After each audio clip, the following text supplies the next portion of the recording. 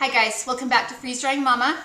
We've got some more reconstitution videos today. I wanted to go over some things I just pulled out of the freeze dryer. My awesome husband put some Progresso, I think it's called Progresso soup.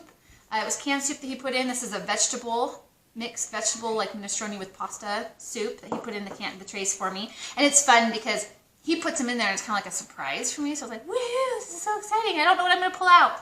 Another one is canned peas. We freeze dried them. So there's two different ways that I would actually use this. Well, three. There's three. We're going to be talking about those three when we get there.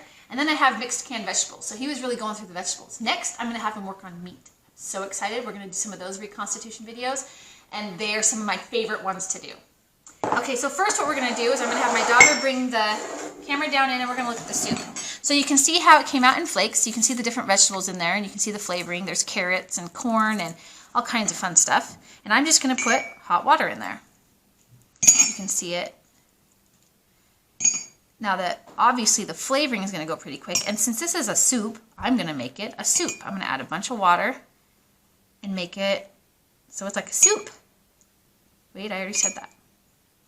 Okay, then I'll just stir it and let it sit for a minute. Because see that corn? That's going to take a little bit to get softer. So I would just stir it and let it sit. All right, I'm going to move that to the side. Now we're going to do mixed vegetables.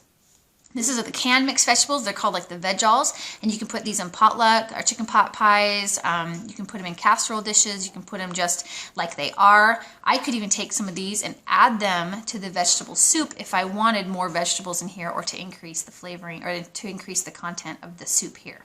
It's really easy to do. The only thing that dilutes the flavor of the canned soup is more water. That's it. Okay, so I'm going to have... All right, so I'm going to try it. Oh my gosh, that's actually really good. I love things that aren't reconstituted because I really like the texture that being freeze-dried gives them. Like freeze-dried strawberries, those are like candy. I love them. Carrots are actually really good. So are the green beans.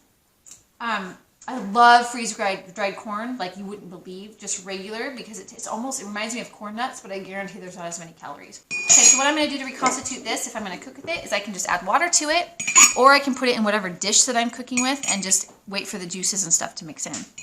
So I don't want this too runny. I don't want it like a soup. So I'm going to mix it and make sure everything gets a chance at some water. And you can see where the things that have already been reconstituted are darker, and the other things are lighter. Like this top one hasn't really touched any water. Okay, and the peas take a little bit to reconstitute, as you can see, because in the canned ones or the frozen ones, they're not nicked, so they take just a little bit longer, and that's totally fine. So we'll let that one sit too. So, and in fact, here, I'm going to try a bite of the carrots and the corn and see. Oh yeah, that turned out pretty good. The flavors all seem to mix together, probably because they all reconstituted together. So I'm not sure if I'm eating carrots or corn or peas or green beans. But in a situation, it wouldn't matter. And in a chicken pot pie, again, it wouldn't matter. They all taste the same anyway. And I'm after a chicken pot pie literally for the gravy and the crust. So that doesn't matter. So while we're looking at that, since we're done looking at that one, I'm going to look at the soup really quick. And it's reconstituting pretty good. I would keep cooking this if I was going to be eating this for a meal, because you can still see where the water line is. And it hasn't really completely combined into that seasoning. But again, that's only if I was going to eat it. This is just, I'm going to try it so I can tell you and kind of report to you. Look at that, carrot's nice and soft. It cut right in half. All right. Oh man, that actually is really good. And you can pick how flavorful you want it, or how much water you add. And then, again, I would have added some salt. I didn't make the soup. It's canned soup. So I can sit here and pick at it all day. But essentially, it's a freeze-dried meal, right? So it's soup. So it's good. I would take it. And yeah, I would salt those veggies all day long. Okay, now we're going to check out the peas. I'm going to shove those ones off to the side. So we're going to look at the peas. Now, here's a few ways to eat a pea. Eat freeze-dried peas. I like the texture. They're firm. Usually firm. See how they have like the crusty stuff around them? I'm pushing really hard on it. There, now it's starting to turn to dust. So I like them on salads. I like them just as they are. I like them in, like I said, I love them on salads. I think they're amazing on salads. It's almost like having an extra topping, but it's a healthy topping. But there's two ways, so other than the toppings, there's two ways where you can reconstitute this just as is. So if we just add water, they'll start to reconstitute. And yes, these were the canned peas before, you know how the canned peas are kind of soft and they start looking like your Aunt Mabel before they're even out of the can and they've even been cooked with, and you really just like heat them up and throw them on your plate. Yeah, that's what these suckers are. I prefer frozen peas, but this is one of my favorite things about canned peas when I freeze dry them. Okay, so here they are right here, pretty much reconstituted, because they've all got splits from being canned first, or cooked, and then canned, and then frozen, and then and then freeze dried. So then what I would do, and this is something I'm sure my daughter's gonna love, I would take it, if I'm not gonna eat it like this, I would mash it and turn it into split pea soup. Oh yeah, Taylor's excited. I can see it on her face. Then you can just sit there and keep turning it into split pea soup. And just, you'll have a little bit of fresh stuff there. Crush it. If you're going to do split pea soup, make sure you mush it before you really get it more reconstituted, because that skin is what holds split pea stuff together. All right, so there. Ooh, I might have to try this bite. This looks good. And that'll reconstitute faster.